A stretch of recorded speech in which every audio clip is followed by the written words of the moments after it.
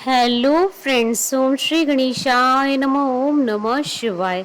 आप सभी का स्वागत है आपके अपने यूट्यूब चैनल पर। फ्रेंड्स, आज हम आपको इस वीडियो में बताने जा रहे हैं कि आषाढ़ मास की मासिक शिवरात्रि का शुभ मुहूर्त, पूजा विधि, पूजा के नियम, महत्व और मासिक शिवरात्रि की पौराणिक व्रत कथा और मासिक शिवरात्रि के दिन जीवन में सुख समृद्धि और सर्व कार्य सिद्धि के लिए किए जाने वाले उपायों के बारे में। फ्रेंड्स, वीडियो शुरू करने से पहले आपसे रिक्वेस्ट है, अगर आप हमारे चैनल पर नए हैं और आपने अभी तक चैनल को सब्सक्राइब नहीं किया है तो प्लीज़ सब्सक्राइब कीजिएगा चैनल को, साथ ही प्रेस कीजिएगा बेल आइकन को, जिससे नए वीडियो से रिलेटेड नोटिफिकेशन आपको तुरंत प्राप्त हो सके। और वीडियो पसंद आने पर वीडियो को लाइक और शेयर जरूर कीजिएगा ताकि सभी भक्तों को इस वीडियो का लाभ प्राप्त हो सके। और कमेंट बॉक्स में ओम नमः शिवाय जरूर लिखिएगा। प्रत्येक माह में कृष्ण पक्ष की चतुर्दशी तिथि को मासिक शिवरात्रि का व्रत किया जाता है। इस तरह से पूरे वर्ष में 12 मासिक शिवरात्रि आती हैं। हिंदू धर्म में मासिक शिवरात्रि का भी विशेष महत्व माना जाता है। शिवरात्रि का दिन भगवान शिव जी को प्रसन्न करने के लिए बहुत ही विशेष माना जाता है। इस दिन भगवान शिव और माता पार्वती जी की पूजा का विशेष महत्व होता है। मान्यता है कि इस व्रत को करने से भक्तों के सभी कष्ट दूर होते हैं और जीवन में सुख समृद्धि का वास होता है। इस दिन भगवान शिव जी की पूजा करने से वे अपने भक्तों पर अपार कृपा बरसाते हैं। पौराणिक मान्यताओं के अनुसार भगवान शिव इस दिन शिवलिंग के रूप में प्रकट हुए थे, जिसके बाद सर्वप्रथम ब्रह्मा जी और श्री हरि विष्णु जी ने उनका पूजन किया था। इसी उपलक्ष्य में प्रति मास कृष्ण पक्ष की चतुर्दशी तिथि को शिवरात्रि यानी शिव जी की रात्रि के रूप में मनाया जाता है। इस दिन शिव भक्त व्रत करते हैं और अपने आराध्य देव को प्रसन्न करने के लिए विधि विधान के साथ उनकी पूजा करते हैं। फ्रेंड्स, अब आइए जानते हैं साल 2024 की आषाढ़ मास की मासिक शिवरात्रि के शुभ मुहूर्त के बारे में। हिंदू पंचांग के अनुसार साल 2024 में आषाढ़ मास की मासिक शिवरात्रि का व्रत 4 जुलाई 2024 गुरुवार के दिन है। आषाढ़ कृष्ण चतुर्दशी तिथि प्रारंभ होगी 4 जुलाई 2024 को सुबह 5:54 पर और आषाढ़ कृष्ण चतुर्दशी तिथि का समापन होगा 5 जुलाई 2024 को सुबह 4:57 पर और शीताकाल पूजन का समय रहेगा रात्रि 12:11 से रात्रि 12:52 तक। कुल अवधि 41 मिनट है। फ्रेंड्स, अब आइए जानते हैं मासिक शिवरात्रि व्रत की पूजन विधि के बारे में। कृष्ण पक्ष की चतुर्दशी तिथि को प्रातः काल जल्दी उठकर स्नान आदि करने के पश्चात स्वच्छ वस्त्र धारण करें। अपने घर के मंदिर की साफ सफाई करके गंगा जल छिड़के। इसके बाद भगवान शिव जी के समक्ष धूप दीप प्रज्वलित करें। यदि आपके घर में शिवलिंग है तो शिवलिंग का अभिषेक करें। इसके बाद शिव जी की प्रिय चीजें श्वेत पुष्प, फल, बेलपत्र, धतूरा, भांग आदि चीजें अर्पित करें।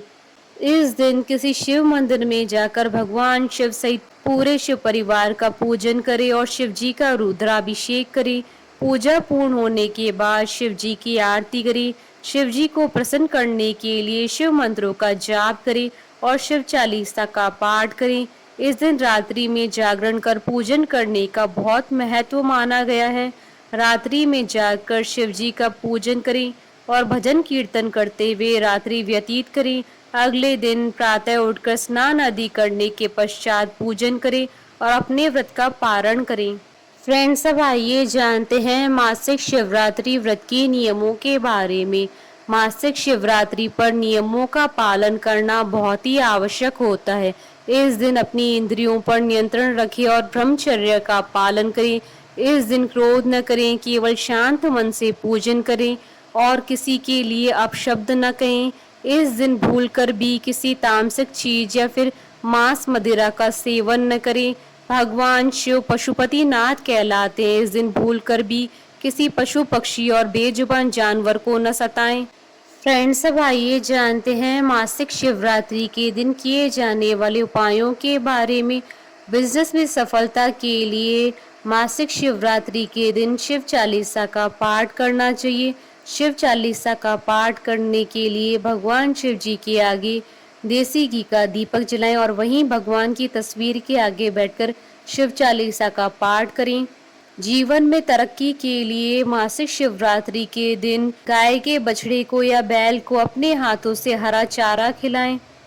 इस दिन शिवलिंग का अभिषेक करने से जीवन की सभी समस्याओं का अंत होता है और साथ ही भगवान शिव जी का आशीर्वाद प्राप्त होता है। यदि आप शनि दोष से पीड़ित हैं या फिर आपको शनि की ढैया या साढ़े साती के बुरे फल प्राप्त हो रहे हैं तो इस दिन भगवान शिव जी को काले तिल मिलाकर जल अर्पित करना चाहिए। साथ ही ओम नमः शिवाय मंत्र का जाप करना चाहिए।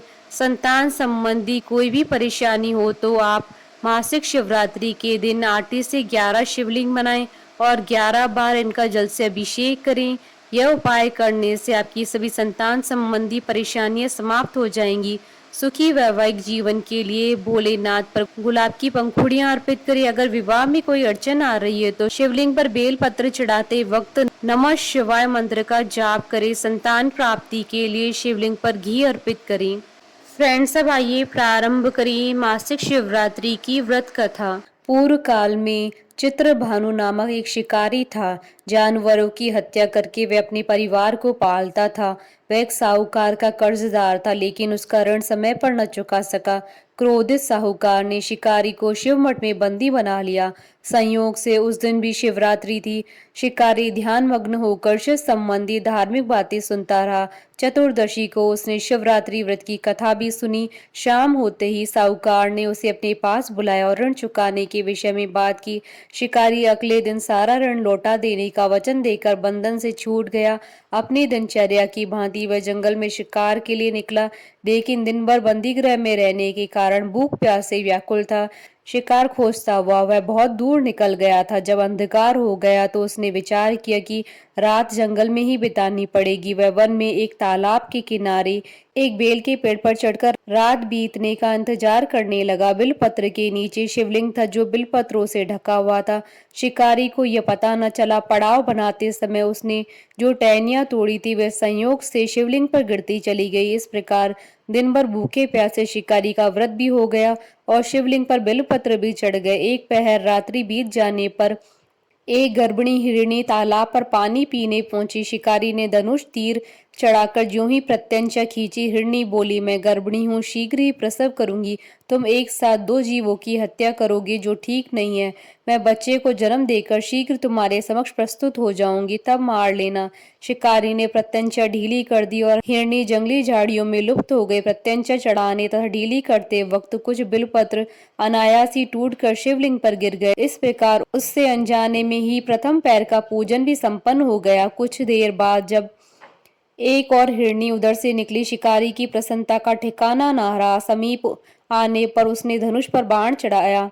तब उसे देख हिरणी ने विनम्रता पूर्वक निवेदन किया, हे शिकारी, मैं थोड़ी देर पहले ऋतु से निवृत्त हुई हूँ, कामातुर विहरणी हूँ, अपने प्रिय की खोज में भटक रही हूँ। मैं अपने पति से मिलकर शीघ्र ही तुम्हारे पास आ जाऊंगी। शिकारी ने उसे भी जाने दिया। 2 बार शिकार खोकर उसका माथा ठनका। वह चिंता में पड़ गया। रात्रि का आखिरी पैर भी बीत रहा था। इस बार भी धनुष से लगकर कुछ बेलपत्र शिवलिंग पर जा गिरे तथा दूसरे पैर की पूजा भी संपन्न हो गई। तभी एक अन्य हिरणी अपने बच्चों के साथ उधर से निकली। शिकारी के लिए यह स्वर्णिम अवसर था। उसने धनुष पर तीर चढ़ाने में देर न लगाई। वह तीर छोड़ने ही वाला था कि हिरणी बोली, हे शिकारी, मैं इन बच्चों को इनके पिता के हवाले करके लौट आऊंगी। इस समय मुझे मत मारो। शिकारी हंसा और बोला, सामने आए शिकार को छोड़ दूं? मैं ऐसा मूर्ख नहीं हूं। इससे पहले मैं 2 बार अपना शिकार खो चुका हूं। मेरे बच्चे भूख प्यास से व्यग्र हो रहे हैं। उत्तर में हिरणी ने फिर कहा, जैसे तुम्हें अपने बच्चों की ममता सता रही है, ठीक वैसे मुझे भी है। हे शिकारी, मेरा विश्वास करो, मैं इन्हें इनके पिता के पास छोड़कर तुरंत लौटने की प्रतिज्ञा करती हूँ। हिरणी का दुख भरा स्वर सुनकर शिकारी को उस पर दया आ गई। उसने उस मृगी को भी जाने दिया। शिकार के अभाव में तथा भूख प्यासे व्याकुल शिकारी अनजाने में ही बेलपत्र के वृक्ष पर बैठा बेलपत्र तोड़ तोड़कर नीचे फेंकता जा रहा था। पांव फटने को हो गई और एक एक हष्ट पुष्ट मृग उसी रास्ते पर आ गया। शिकारी ने सोच लिया कि इसका ही शिकार वह अवश्य करेगा। शिकारी की 3 प्रत्यंचा देख मृग विनीत स्वर में बोला, हे शिकारी, यदि तुमने मुझसे पूर्व आने वाली 3 मृगियों तथा छोटे-छोटे बच्चों को मार डाला है तो मुझे भी मारने में विलंब न करो, ताकि मुझे उनके वियोग में एक क्षण भी दुःख न सहना पड़े। मैं उन हिरनियों का पति हूँ, यदि तुमने उन्हें जीवन दान दिया है तो मुझे भी कुछ क्षण का जीवन देने की कृपा करो। मैं उनसे मिलकर तुम्हारे समक्ष उपस्थित हो जाऊँगा। मृग की बात सुनते ही शिकारी के सामने पूरी रात का घटनाक्रम घूम गया। उसने सारी कथा मृग को सुना दी। तब मृग ने कहा, मेरी तीनों पत्नियां जिस प्रकार प्रतिज्ञाबद्ध होकर गई हैं, मेरी मृत्यु से अपने धर्म का पालन नहीं कर पाएंगी। अतः जैसे तुमने उन्हें विश्वास पात्र मानकर छोड़ा, वैसे ही मुझे भी जाने दो। मैं उन सबके साथ तुम्हारे सामने शीघ्र उपस्थित होता हूँ। शिकारी ने उसे जाने दिया। इस प्रकार सुबह हो गई। उपवास, रात्रि जागरण तथा शिवलिंग पर बेलपत्र चढ़ाने से अनजाने में ही शिवरात्रि की पूजा पूर्ण हो गई। पर अनजाने में ही की हुई पूजन का परिणाम उसे तत्काल मिला। शिकारी का हिंसक हृदय निर्मल हो गया, उसमें भगवत शक्ति का वास हो गया।